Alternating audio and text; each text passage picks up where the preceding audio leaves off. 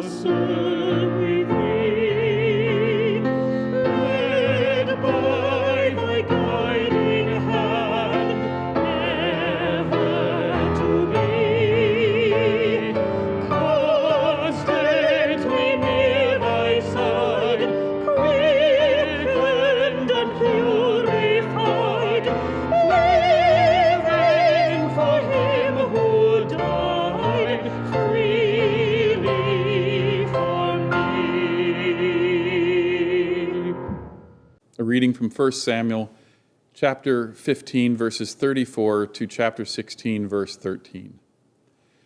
Then Samuel went to Ramah, and Saul went up to his house in Gibeah of Saul. Samuel did not see Saul again until the day of his death, but Samuel grieved over Saul, and the Lord was sorry that he had made Saul king over Israel. The Lord said to Samuel, "How long will you grieve over Saul? I have rejected him from being king over Israel. Fill your horn with oil and set out. I will send you to Jesse, the Bethlehemite, for I have provided for myself a king among his sons." Samuel said, "How can I go? If Saul hears of it, he will kill me." And the Lord said, "Take a heifer with you and say, 'I have come to sacrifice to the Lord.' Invite Jesse to the sacrifice, and I will show you what you shall do.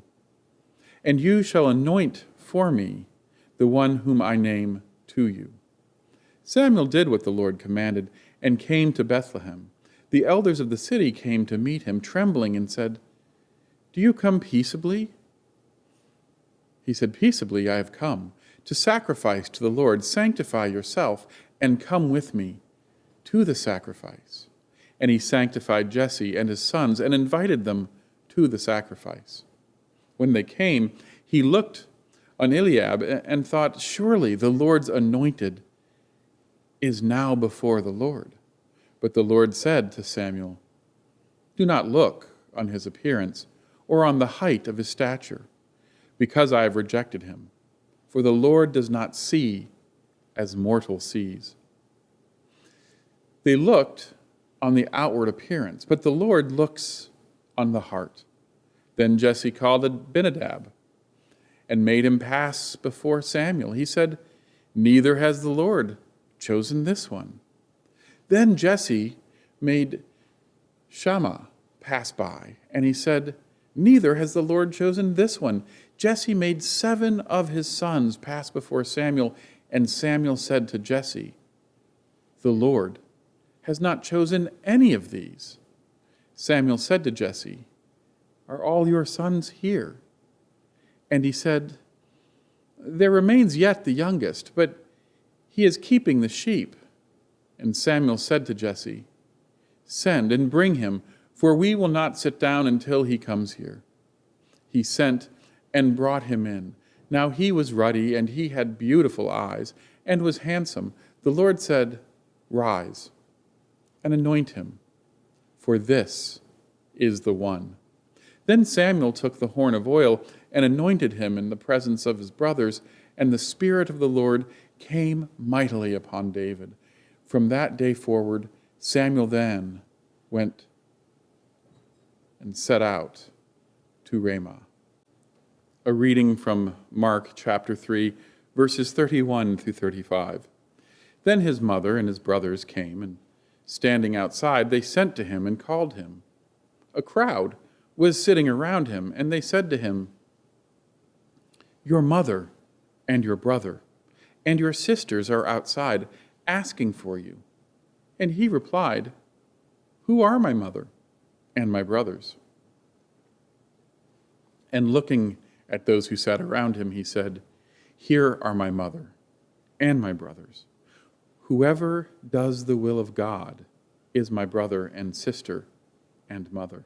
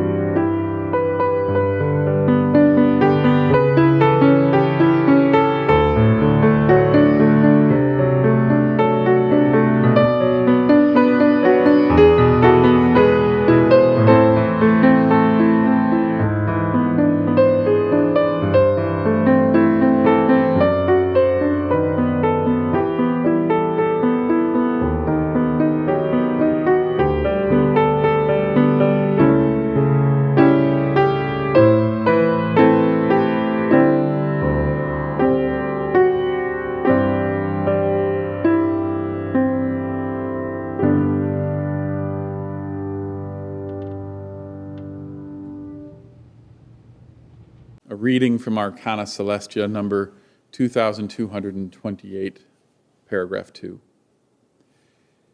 There are many who declare that man is saved through faith, or as they say, if he merely has faith. But the majority of such people do not know what faith is. Some imagine that it is merely thought, some that it is the acknowledgement of something which ought to be believed, others that it is the entire doctrine of faith which ought to be believed, and others something different again. Thus, in their mere knowledge of what faith is, they are mistaken. And as a consequence, they are mistaken as to what saves a person. Faith, however, is not merely thought, nor is it the acknowledgement of something that ought to be believed, nor is it a knowledge of all that constitutes the doctrine of faith. Nobody can be saved by such thought, acknowledgement, or knowledge that cannot send down roots any deeper than thought. Thought does not save anyone, but the life which he acquires to himself in the world through the cognitions of faith such life remains.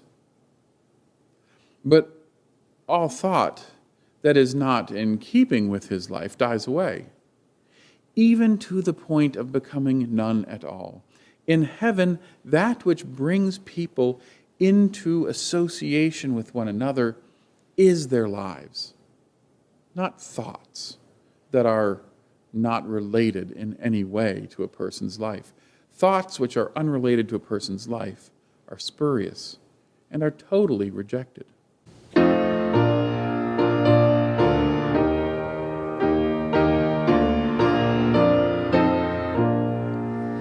Hail to the Lord's anointed, King David's Lord and Son.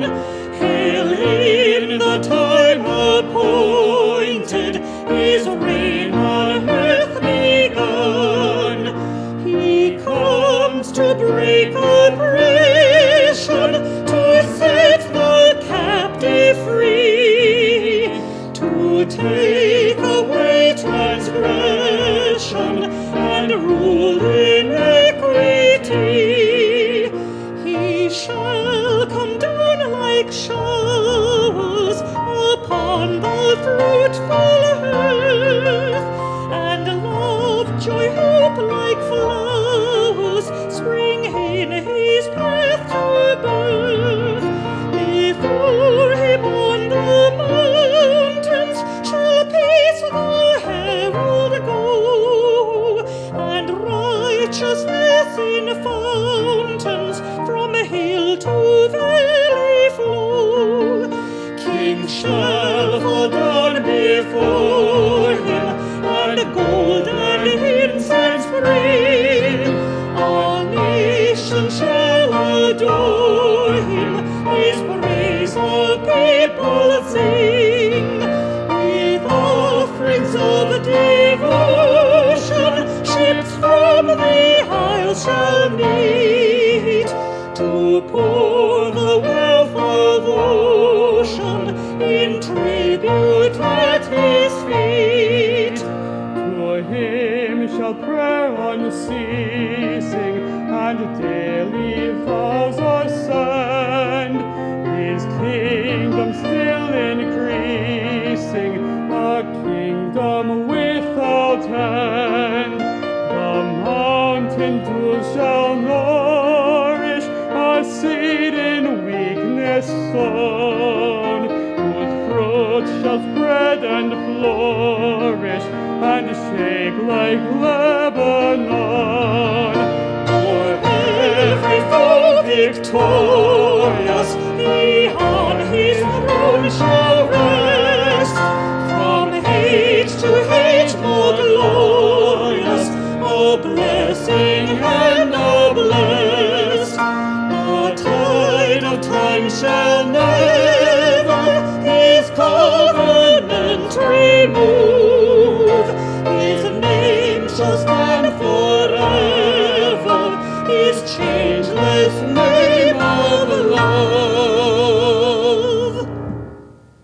In our reading from Samuel today, we are warned that God does not see things through the eyes of the world.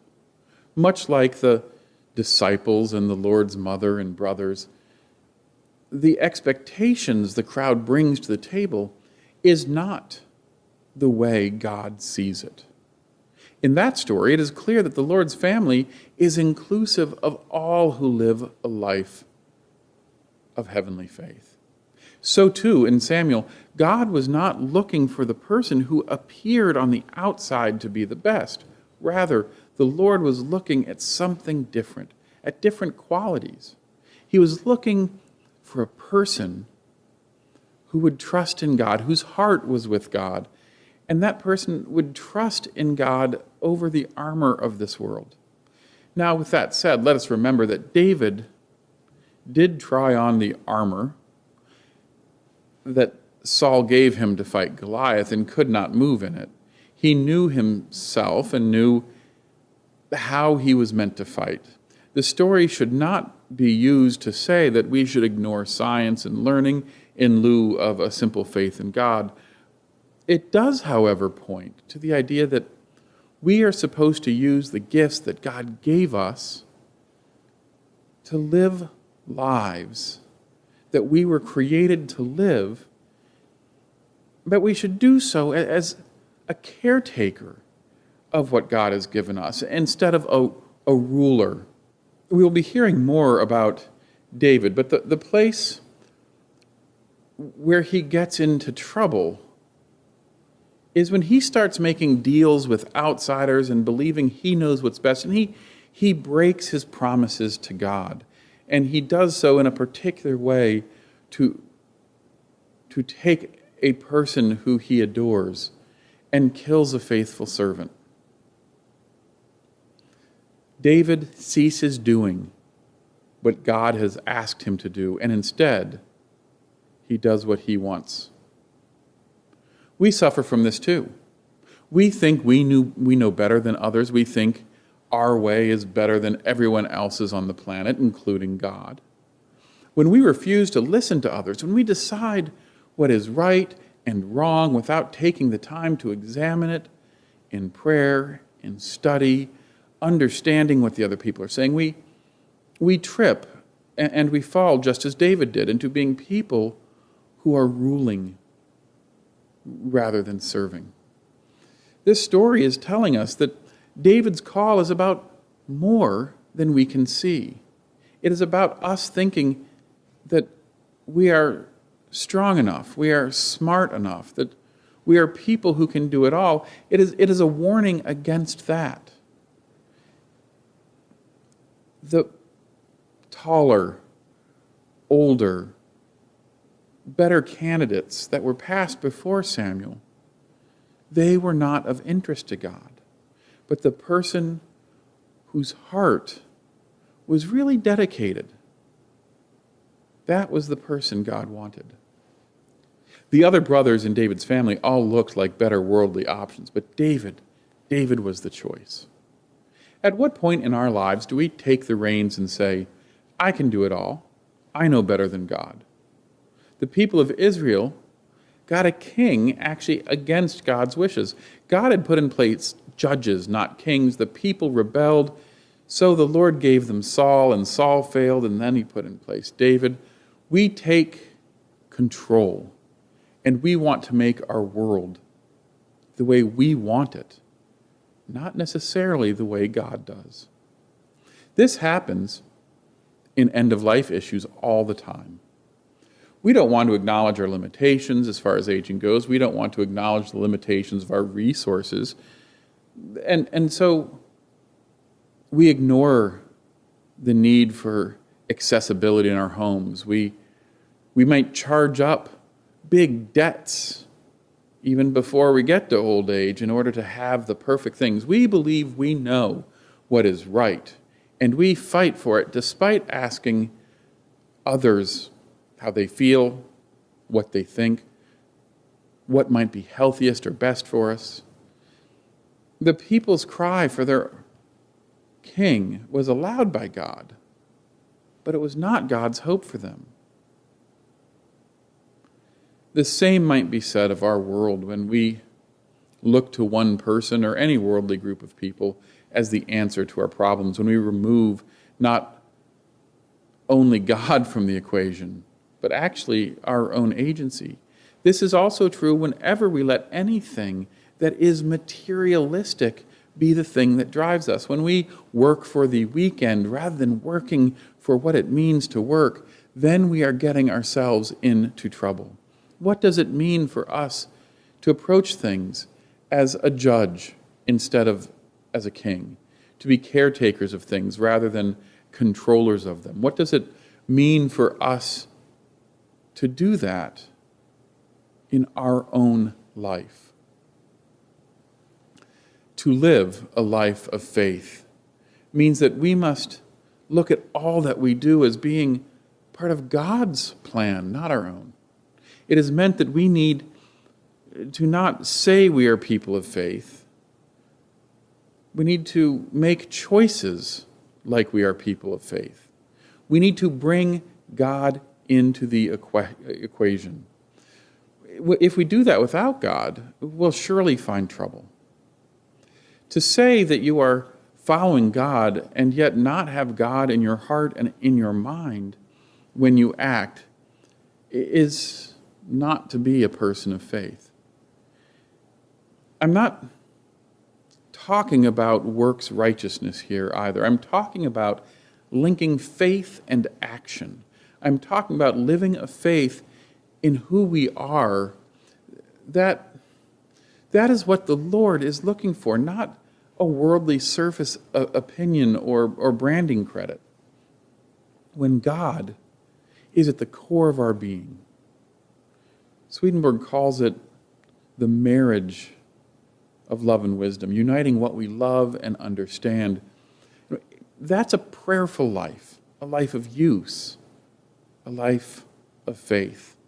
It is when we act as judge that we are truly being as a service to other people, when we're balancing the issues of what it means to be a person of faith versus what the people need, versus ruling, where we're just making decisions on our own. A judge is always struggling about what is the right thing to do, a struggle between the goodness of God and our own selfishness. A king, well, the kingly relationship, the monarchy, is one that oftentimes ends in one person's will, in selfishness being the dominant trait.